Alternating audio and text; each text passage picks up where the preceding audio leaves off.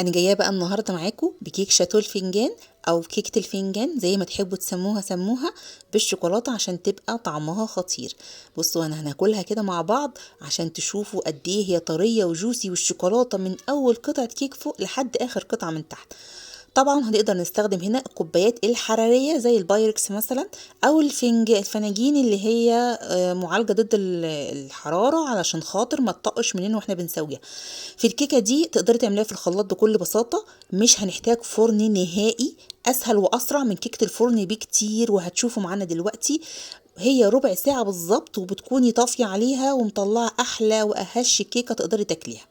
قبل ما نبدأ هنسمي الله ونصلي على الرسول صلى الله عليه وسلم. هنا الخطوة دي ما كانتش باينة جامد، بس أنا خطيت كوباية زيت على كوباية سكر على نص كوباية كاكاو على كوباية لبن، وضربتهم مع بعض كويس. شلت مج على جنب أو في كوباية على جنب من اللي أنا عايرت بيها عشان هزوق بيها بعد كده، وبقيت الخليط حطيت عليه بيضتين بس، هي التصوير قطع في الحتة دي فسامحوني. بعد ما حطينا بقى البيضتين هنضربهم كويس تاني مع بعض. اول ما البيض يمشي يتجانس مع الخليط بتاعنا، هنبدأ ننزل عليه بالدقيق بتاعنا واحدة واحدة عشان ما نحتاجش نزود في الامكان في الخليط السائل.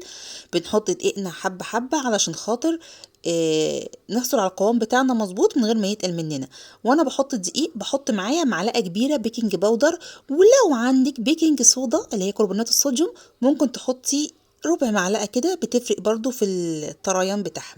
نملى الكوبايه لحد النص بس، ما تعلوش عن النص، لان هو بسم الله ما شاء الله بيعلى، واللهم صل على سيدنا محمد بيملى الفنجان على اخره. بصوا احنا ملينا النص بعد ما استوى. طبعا بنغطيه بالغطا يكون حاكم عليه، وبكون لفه على الغطا حته قماشه عشان خاطر البخار ما يتسربش، وبغطيه ربع ساعه بالظبط، بطفي عليه اختبره بالخله بلاقيه استوى بطلعه. هنا انت بتعملي ايه اماني؟ انا بعمل يا جماعه التركايه الحلوه بقى اللي هتخلي الشوكولاته عندنا من اول قطعه لحد اخر قطعه مليانه شوكولاته وسهله وسريعه وطريه. بفتحها كده ومعايا الكوبايه دي شويه من الصوص اللي انا شيلته، بحط عليه شويه لبن دافي واقلبه في بعضه، واروح ساقيه بيه الايه الكيك بتاعي كله كده. الكيك بيتشرف، بخرم الكيك كده وبقطعه عشان ايه التشريبه بتاعته تخش جواه وتطريه لحد اخر حته جواه. عندي هنا بقى صوص شوكولاته انا كنت عملته، شويه الخليط السائل اللي انا كنت شايلاه. انا كان عندي 4 قطع شوكولاته خام، رحت مزوداهم عليه وحطيتهم على النار ساحوا مع بعض وركنتهم. اول ما خلصت زوقت بيهم عشان كده تقلوا مني شويه كمان. هي مش وحشه ان هم تقلوا، انا قصدي يعني تقلت عن الخليط الاساسي. بزودها كده بعد التشريبه اللي انا شربتها لها، تطلع معايا جوسي وطريه وتحفه تحفه تحفه تحفه تحفه. مش قادره اقول لكم قد ايه طعمها خطيره وسهله وسريعه. ربع ساعه تسويه، 5 دقايق قبل التسويه، يعني الكيكه دي تلت ساعه بالظبط بتكون جاهزه.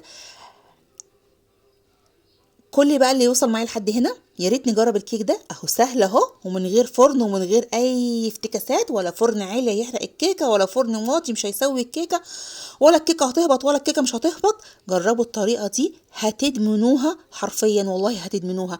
انا قعدت فتره كبيره جدا كنت بعمل للولاد الكيك ده على طول، سواء بكاكاو او كيك فانيليا ابيض عادي. لو وصلتوا معانا لحد هنا يا ريت تصلوا على النبي صلى الله عليه وسلم، ويا ريت تجربوا الوصفه، وما تنسوش كومنتاتنا الحلوه بتاعتنا. والسلام عليكم ورحمه الله وبركاته.